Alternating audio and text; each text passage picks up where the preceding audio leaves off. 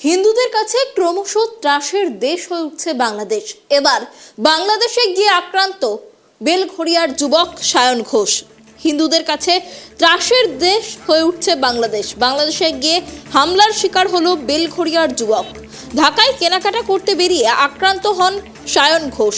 ভারতীয় ও হিন্দু পরিচয় পেয়ে ছুরি নিয়ে হামলা, ছোড়া হয় ইট পাথর।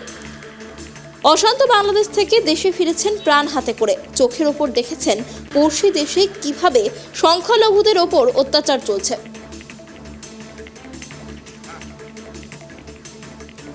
এই বিষয়ে বিস্তারিত কথা বলবো। আমাদের সাথে রয়েছে আমাদের প্রতিনিধি তোতন। দেখো, যেমনটা জানা যাচ্ছে, বাংলাদেশে গিয়ে হামলার শিকার হলো এবার বেলঘড়িয়ার যুবক। ঠিক কি ঘটনা ঘটেছে, কি জানা যাচ্ছে? অনন্যা, তোমাকে জানিয়ে রাখি, তুমি জানো বাংলাদেশে যে ঘটনা ঘটেছে, একজন সন্ন্যাসীকে গ্রেপ্তার করার পরেই বাংলাদেশ তথা ভারত এবং বিশ্বের বিভিন্ন দেশে সেটা নিয়ে উত্তাল হয়েছে। সবাই সেটা নিয়ে প্রতিবাদ জানিয়েছে। একজন হিন্দু সন্ন্যাসীকে গ্রেপ্তার করা হয়েছে, সেই কারণে তার প্রতিবাদের তার ন্যায্য বিচার এবং তাকে মুক্তির প্রতিবাদে নানা রকম বিক্ষোভ প্রদর্শন দেখিয়েছে ভারত এবং বিভিন্ন দেশে। তেমনই এক ঘটনা ঘটেছে। ভারতবাসী একজন, তিনি 23শে নভেম্বর তিনি গিয়েছিলেন বন্ধুর বাড়ি বাংলাদেশে ঢাকা শহরে। সেখানে গিয়ে যখন বন্ধুর সাথে বাড়ির থেকে বেরোয় কেনাকাটার জন্য এবং তিনি 26 তারিখ ফিরে আসবে ঠিক করেছিলেন ভারতে, তখনই তার ঢাকা শহরে বন্ধুর বাড়ির থেকে কিছুটা দূরে বেশ কয়েকজন দুষ্কৃতী তার উপর চড়াও হয় এবং তাকে প্রশ্ন করতে থাকে তিনি কোথা থেকে এসছেন, কেন এসছেন, কার বাড়িতে এসছেন।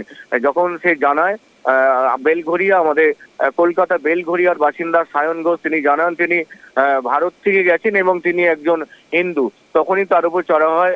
অস্ত্র নিয়ে তার উপর হামলা করা হয়, মাথায় এবং চোখের নিচে এবং ঘাড়ে তাকে আঘাত করা হয়। সেই অবস্থায় সেখানে সাধারণ মানুষ জমায়েত হয়, কিন্তু কারোর কাছ থেকে সাহায্য পায়নি এবং তার বন্ধু তাকে বাঁচাতে গেলে বন্ধুকেও সেখানে মারধর করা হয় এবং বন্ধুকে বলা হয় কেন একজন ভারতীয় হিন্দুকে, বিশেষ করে তোমাকে জানিয়ে রাখি, শুধু ভারতীয় না, একজন হিন্দুকে কেন তার বাড়িতে রেখেছেন, কেন আসতে দিয়েছেন, সেই জন্যই তার উপর হামলা করা হয় এবং তার বন্ধুর ওপরেও হামলা করা হয়। এছাড়াও একাধিক হাসপাতালে সায়ন ঘোষ যায় চিকিৎসার জন্য।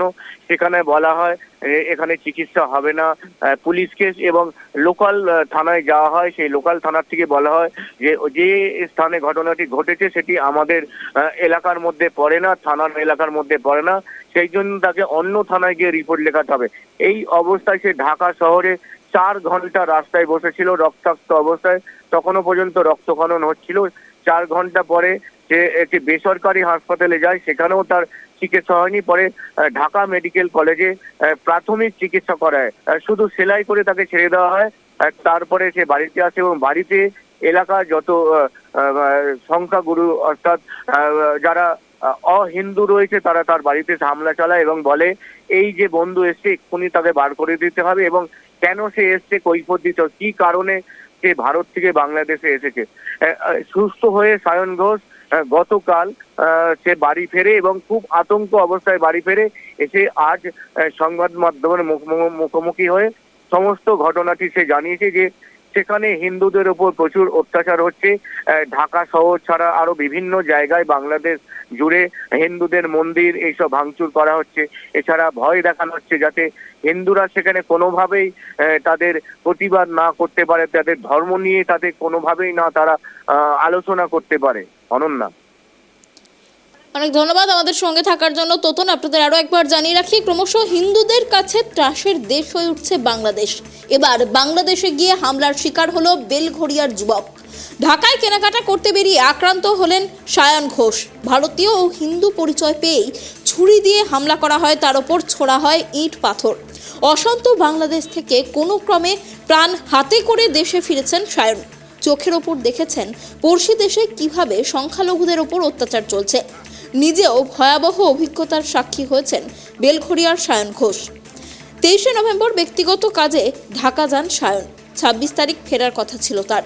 সায়ন জানিয়েছেন 25 তারিখ বন্ধুর সঙ্গে কেনাকাটা করতে বেরিয়ে শুধুমাত্র ভারতীয় এবং হিন্দু পরিচয় পেয়ে কয়েকজন তার উপর হামলা চালায়। কেড়ে নেওয়া হয় তার মোবাইল ফোন, মানিব্যাগ। ছুরি নিয়ে হামলা চালানোর পাশাপাশি ইট এবং পাথর ছোড়া হয় বলেও অভিযোগ। ভয়ঙ্কর সেই অভিজ্ঞতার কাহিনী শোনালেন সায়ন। শুনুন। বাড়ি থেকে কিছুটা দূরেই 5-6 জন মুসলিম যুবক মিলে আমাকে আটক করে। তারা আমাকে জিজ্ঞাসাবাদ করে যে তুমি কোথা থেকে এসছো, কোথায় থাকিস, নাম কি, ধর্ম কি। তো এইসব জিজ্ঞাসাবাদ করে আমি বলি যে আমি ইন্ডিয়ান, আমার ধর্ম এই, আমি তাও তখনই এটা শুনে ইন্ডিয়ান তারপর হিন্দু, তখন তারা আমাকে টেনে নিয়ে যায় কোনায় অন্ধকারের দিকে। তো তারপর তারা আমার পকেট হাতানো শুরু করেছি, অনেক টাকা পয়সা পকেট এইসব, আমার ফোন নিয়ে নেয়, টাকা পয়সা নিয়ে আমাকে মারধর করে, চটথাপ্পড় দেয়। তারপরে আমিও নিজে সেলফ ডিফেন্স করার চেষ্টা করি, তখন তারা আমার মাথায় পাথর দিয়ে আঘাত করে প্রচণ্ড জোরে। মানে বন্ধুকে বাঁচানোর চেষ্টা করে? আমার বন্ধু বাঁচানোর চেষ্টাই করে, সে নিজে আহত হয়েছে। ওরও ফোন কেড়ে নেওয়া হয়, মানে ছিনতাই করে নেওয়া হয়। তারপরে ছুরি দিয়ে আমার চোখের উপর চালানোর চেষ্টা হয়, চোখে লাগেনি, সরে গেছিলো। মানে ওদের তো অস্ত্র ছিল? হ্যাঁ, ওদের তো অস্ত্র ছিল, অস্ত্র দিয়ে আঘাত করে আমার এইখানে ছুরি দিয়ে আঘাত করা হয়। তারপরে আমি যখন তারা তো চিল্লাচ্ছিল যে ইন্ডিয়ান হিন্দু বলে মারছিল, তাই আশেপাশের মানুষেরাও খুব একটা বাঁচাতে আসে। কোনোরকমভাবে আমি স্বাস্থ্য দপ্তর বলুন বা প্রশাসন বলুন বা পুলিশ বলুন, যেই বলুন, কোনো জায়গা থেকে আমি সহযোগিতা পাইনি। তো যতদিন আমি ওখানে অসুস্থ অবস্থায় ছিলাম, ততদিন তারা এসে আমার বন্ধুর ফ্যামিলিকে সমানে শাসিয়ে গেছে, সমানে তাদের মানে বাড়ি থেকে বেরোতেই পারবে না এমন একটা সিচুয়েশন ক্রিয়েট করে দিয়েছে। তো আমি কালকে মানে নভেম্বরের 30 তারিখ সকালবেলা ভোরবেলার দিকে আমার বন্ধুর সঙ্গে লুকিয়ে আমি ঢাকা স্টেশনে এসে আমি বাড়ি ফিরে আসি। আমি ফিরে আসার পর আমাদের ইন্ডিয়ান ইমিগ্রেশনে, আমাদের ইন্ডিয়ান কাস্টমসে আমি কমপ্লেন করেছি, জানেন, ওখানে ওরা কমপ্লেন নিয়েছে, আমার অভিযোগ দায়ের করেছে। এবং আমি আমাদের কালকে রাত্রিবেলায় 30 তারিখ রাত্রিবেলায় আমি আমাদের বেলঘড়িয়া থানাতে একটা রিপোর্ট দিয়ে এসেছি। তারাও বলেছে আমরা চেষ্টা করে দেখব। সহযোগিতা কি পেয়েছেন এই দেশে? এই দেশে এসে আমি সম্পূর্ণ সহযোগিতা পেয়েছি, শুধু প্রশাসন নয়, সাধারণ মানুষদের থেকেও আমি অনেক সহযোগিতা পেয়েছি। আর আমি কালকে বাংলাদেশ ইমিগ্রেশনও একটি কমপ্লেন করার কথা ভাবছি, চেষ্টা করব।